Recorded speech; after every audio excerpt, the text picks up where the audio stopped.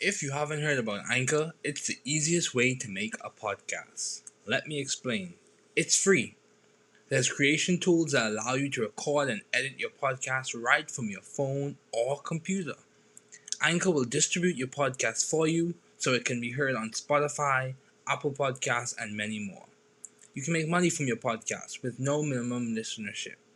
It's everything you need to make a podcast in one place. Download the free Anchor app or go to anchor.fm to get started.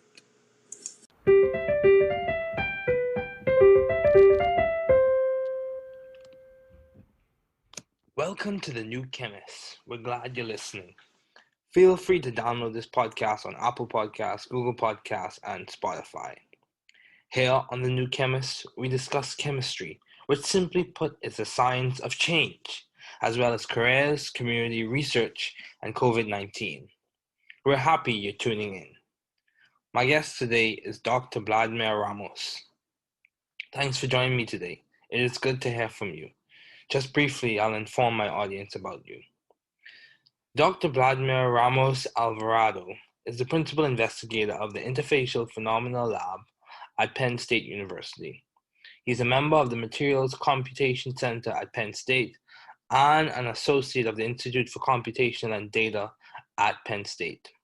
Dr. Ramos obtained a bachelor's and master's degree both in mechanical engineering from the University of Guanajuato in Mexico in 2009 and 2011, respectively. Later on, he continued his education at the Georgia Institute of Technology, where he obtained a PhD and a master's degree in mechanical engineering in 2016. After brief postdoctoral and instructor appointments at Georgia Tech, Dr. Ramos joined the Department of Mechanical Engineering at Penn State University as an assistant professor in May of 2017. Please welcome Dr. Bladmir Ramos-Alvarado. Thank you, Dr. Ramos-Alvarado, for joining me today. It's good to have you on. So, what has been some of the most beneficial advice you have received? All right. Well, first of all, thank you for having me. Let me see, some beneficial advice. Usually they come from my mentors, and I have had many of them. And the most beneficials came from President Peterson, the president of Georgia Tech. He didn't have to say a lot. He would mentor me with his example. So being humble, honest, and disciplined. That's the best advice that I received from him. Okay. Yeah, that's very important. Yeah, because I think I come to understand that those three attributes will carry you a long way in your academic career. So, Right. Why did you choose mechanical engineering as a field to do your doctoral studies in? Oh, that's a funny story, because actually when I chose my major when I was going to college, I actually didn't want to be an engineer. I wanted to be a physicist, but the physics school in Mexico was not in my hometown, so I had to travel somewhere else, pay rent, and support myself there, and I couldn't afford it. So I went to the engineering school, and I just chose out of the menu, and I just Okay. continued doing that. So eventually, my PhD was just a natural consequence to all the activities that I had done before. So. Yeah, I So, never had the courage to go to physics, back. I met a friend who actually did it. He was in the same situation as me. mhm. And yeah, after college, he went for his degrees in physics, but I didn't have the courage. Okay. Okay, well, it looks like it turned out well for you, so that's okay. Yeah. So, yeah. So, how have you maintained vision and teamwork in your environment? How do you maintain that? All Uh, right.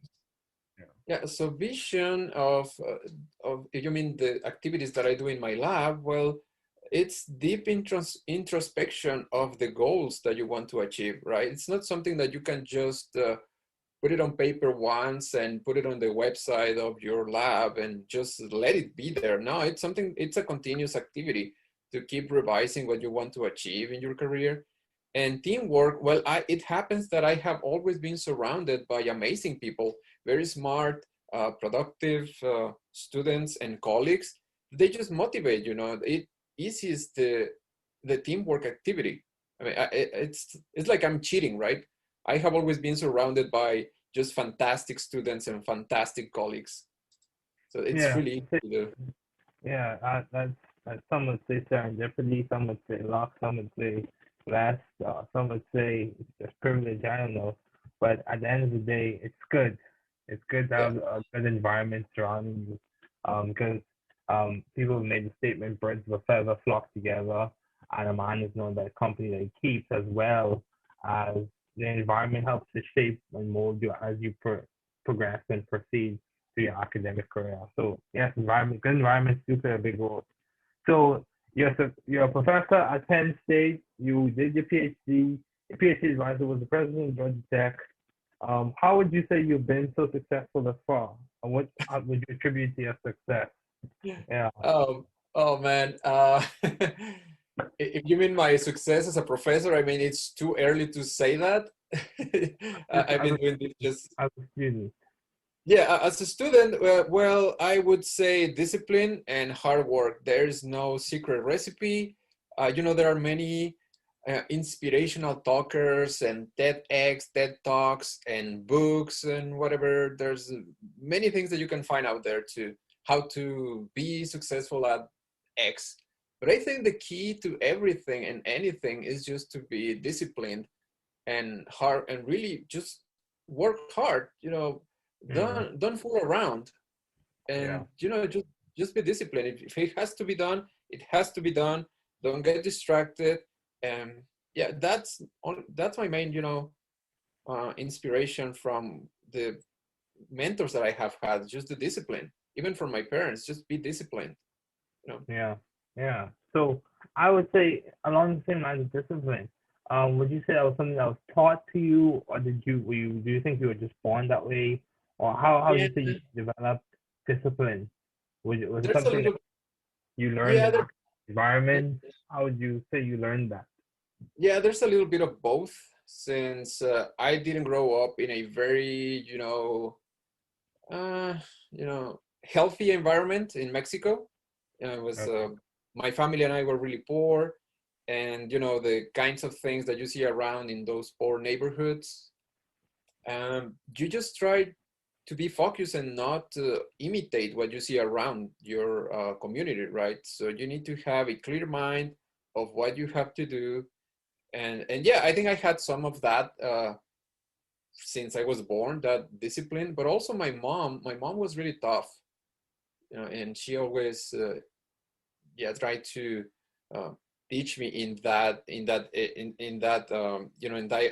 way of being, to be disciplined. So it has to be done, you have to get it done. This is due tomorrow, you have to get it done. And even before, she was that tough. Okay. Yeah, that's important.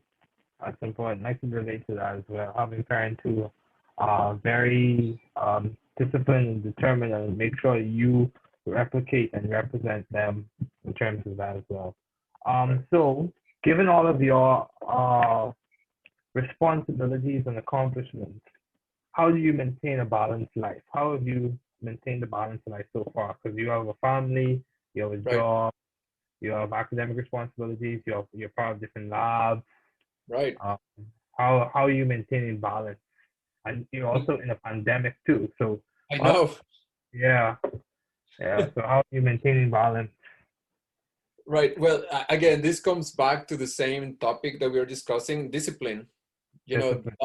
That characteristic that you're born with, or that you develop through the years, or that you need to achieve somehow, that helps you a lot. For example, I have colleagues that they have a very structured schedule for the things that they have to do. Like activity 1 from 8 to 9, activity 2.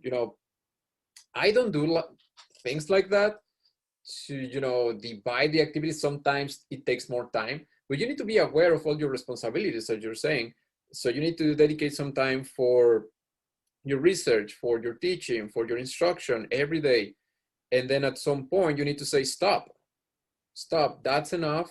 That's enough work. You are not your job. You're not your job.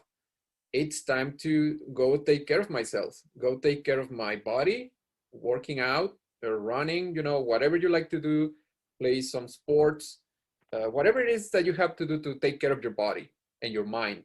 If you have to go to read, if you have to go watch a movie, right? Turn on the TV and see what's on. If you like to listen to a podcast like this one, right? Take care of your mind, and then Yeah. take care of your family. They, Yeah. kids, they're growing up. They need to see their parents around. You need to play with them. You need to teach them.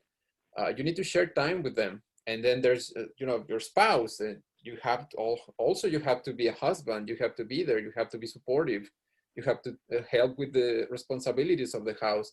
And at some point, as I said, it's discipline, and specifically in the field of academia, you can work nonstop. It's a fact. Yeah. You can go on and on and on, and it's a never-ending job. It's really hard to say, okay, this is over. How can you tell it's over? Right? Research never over. There's always Yeah. there's more that you can do all the time, and Yeah. also teaching and your but at some point you need to say, stop. This is enough, and then you keep moving on. But again, this comes back to the discipline aspect. And So how are you able to find a benchmark or a landmark to stop? How are you able to do that? Because you said I, it must never end. Or do you have it like structured in your day? This is my cutoff time. How do you stop? right. So at some point, I would say, I mean, maybe I do have some kind of a structure. So let's say 6 p.m., 5 p.m., whatever was done was done. It's time to go upstairs. Well, now I'm here in my basement working from home. So it's time to go upstairs, be with the family, help out with the dishes, with dinner, and then have some time with my spouse, some time for working out. I think it's just straight cut. It's a time of the day. That's it. That's it. Okay, I didn't finish this. Well, that's your problem. That's your problem for tomorrow. Yeah, I agree. And next day you have to work harder. If not, this is going to be piling and piling up. Yeah, that's true. So even as a graduate student, because I'm just starting graduate school and I am progressing through it, of course it's a different modality, different level of work, a different Right. amount of rigor with chemistry. So how were you able to find balance as a graduate student? Right. You know, So as a you, grad, mhm. yeah, as a graduate student, how were you able to find balance, even at Georgia Tech? Right. So as a grad student, I already had a family. So my first Okay. boy was born during my second semester of PhD studies. But I cannot take credit. My wife was very supportive. I think you met her, right? And you met my I kid. did. I did. Yeah. So she was very, very supportive. We had a very good division of labor at some point that it has to be put out on the table, right? So, you know what? I'm doing this thing. It's taking a lot of time.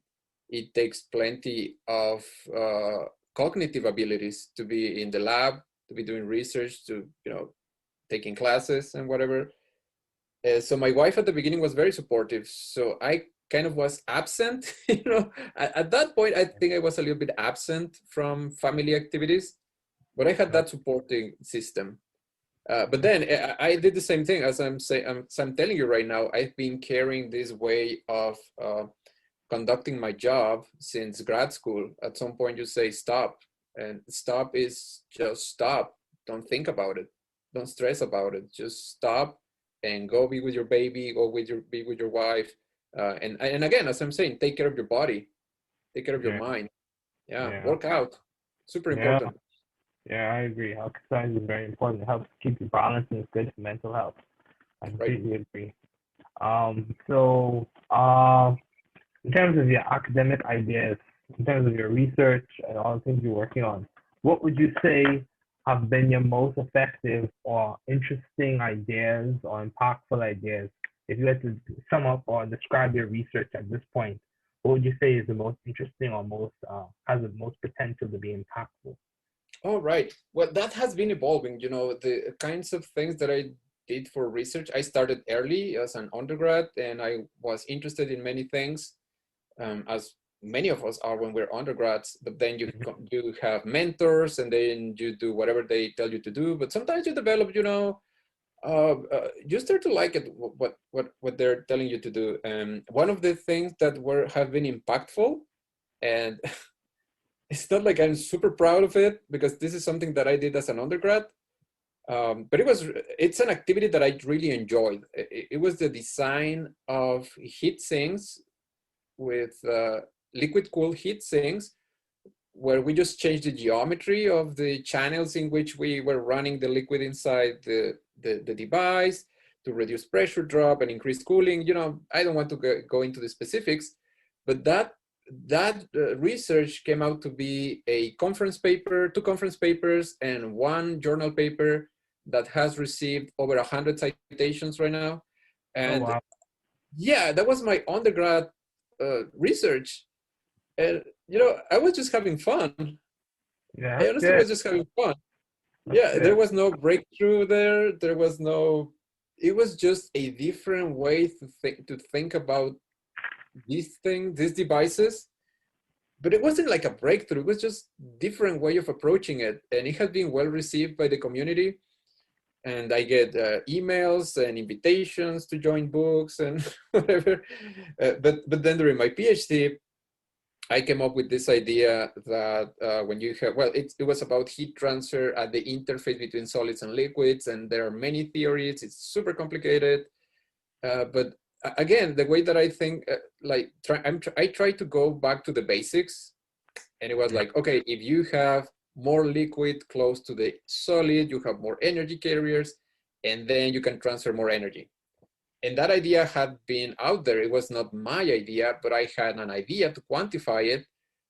And eventually it worked out. And I have tried this different times with my grad students. We changed the system and completely different systems. And we get the same result over and over and over, important.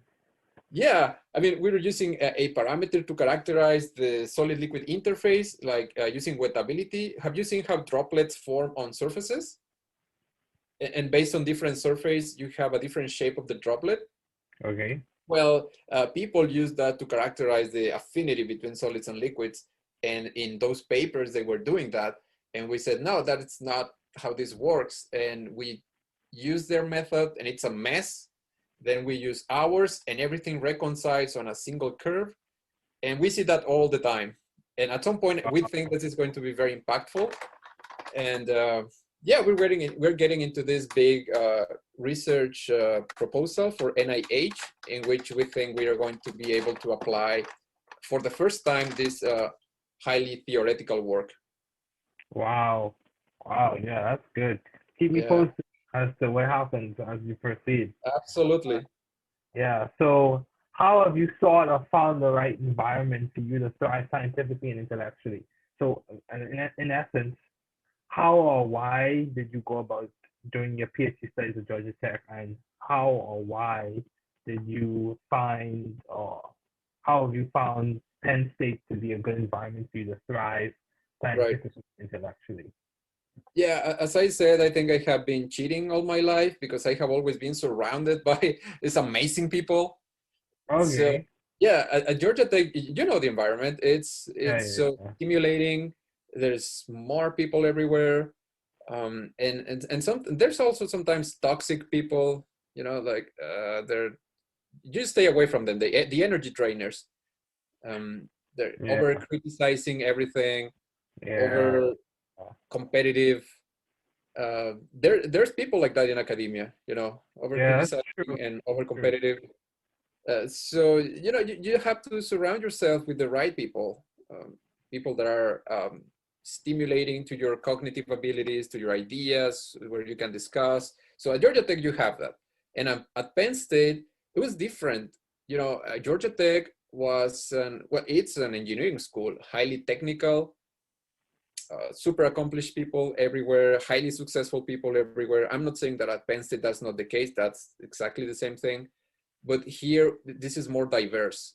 Georgia Tech, it's tech, right? It's an institute of technology. Yeah. Even though we don't even call it a university, right? And we get angry when they say Georgia Tech University or something like that. It is Yeah. not a university. It's a technological institute. Yeah. Penn State is a university. We Okay. have lawyers, we have medical school, we have a biomedical school, we have biologists, chemists.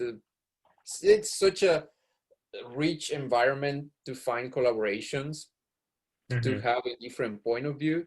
So when I left Georgia Tech, it was like a big group with similar ideas in the field of heat transfer. And it was like always going over the same thing, over and over and over the same thing with small variations, looking to get bigger projects and whatever, but it was always the same thing. When I came to Penn State, I realized all the diversity, the different ways to approach the same problem, the different collaborations that you can get, and the input from experts that sometimes verify your ideas. You know, like I have this idea and I don't know how this works. And at Georgia Tech, I was surrounded by engineers. And then here I can contact a biologist, I can contact a physical chemist, uh, a computational chemist, and they have much better insight into the things that I want to know about. Yeah, So that's true. yeah, That's true. Yeah, that's good. Diversity is important.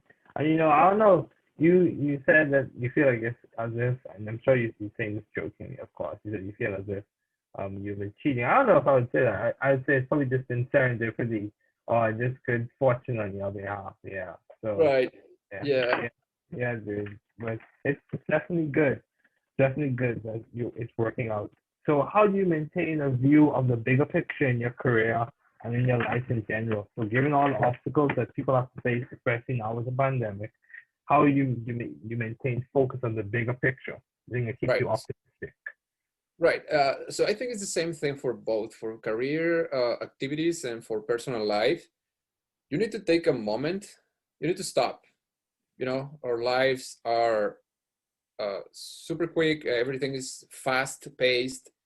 Things are changing quickly with this pandemic, with what's going on in politics, with everything.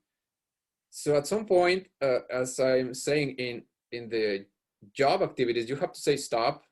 You have to stop. You have to have a deep introspection of where you want to be in your career, where you are, and then in your family, right? At this point, realizing, okay, I have two small kids going to school. This is what they need, and don't stress about, for example, like other colleagues. Oh, they need to learn calculus. They're 7 years old, right? So Yeah. that's a way of keeping the bigger picture, like seeing where you are, where you have to be, and how you're going to get there. And that takes time. That takes time for you to stop working on whatever you're doing, on overstressing on whatever is happening, and have, some time to think, right? And establish a Yeah. plan. Yeah. And Yeah. this is, again, coming back to the discipline aspect of how you have to behave in your personal life and in your professional life. Yeah. Yeah. That's very important. Yeah. Very, very important. Like in my from my background, like I have a faith background. So one of the things they say is, they say, it's important for you to one of the verses that says, write the vision and make it plain. So you have to set down goals, you have to write a plan, you have to establish it, and that requires a lot of deep thinking and deliberation. Yeah, Right. it does. Yeah. So in terms of your long-standing interests, how would you, if you could sum it up in short, um, what have been your long-standing interests in the field of mechanical engineering? Has it been thermodynamics? Has it been like heat transfer, interface heat transfer? What has been your long-standing interest throughout the Right. entire career thus far? Right. It has changed. As I said, I have morphed into different interests through the years. So it began with renewable energy, believe it or not. Okay. Yeah. I was so passionate about that. And that was because of a mentor, of course, right? Yeah. And then at some point I had interest in biomechanical or bioengineering, Okay. using engineering to make life better. Okay. And then during my PhD, I had a lot of freedom because I had a fellowship. That gives you lots of freedom to do whatever you want. Yeah. So I found the field of interfaces super interesting. I found the problems that were in the literature, and I tried to make a contribution. But I mean, I think I have many research interests, and it's just a matter of focusing on each one at different stages of your life, right? Yeah, that's true. That's very true. Because I've had several interests as I progress, and right now I'm leaning towards concentrating on organic synthesis because I'm doing organic chemistry as my subdiscipline within the field of chemistry for my graduate studies. So I'm leaning towards organic synthesis. And as it stands right now, I like how you put that. You said that you focus on different aspects of different interests at different stages of your career. Yeah, that's important. So just before we wrap it up, do you have any advice to those wanting to pursue the field you're currently working in? Oh yeah, absolutely. Absolutely. So that would be well, what I can say is I can sell you the field of mechanical engineering as a field that is taking up. There are many companies hiring mechanical engineers to do different things, from robotics to manufacturing to control to heat transfer. In my particular field of heat transfer, some cool companies are hiring young students, young professionals, NVIDIA for graphic cards, Intel, Apple, they all want mechanical engineers, and they all want thermal engineers. So if you like those cool companies and you like engineering, that's a good combination. Go for it. Yeah, that's good. That's good. Thank you so much, Dr. Ramos-Alvarado. It's good to have you on today. Thank you for having me. Thanks for listening. We're glad you were able to tune into this podcast.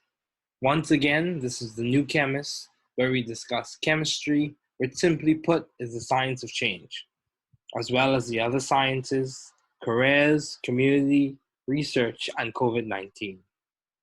Thanks again for listening. Note, the views on this podcast represent those of my guests and I.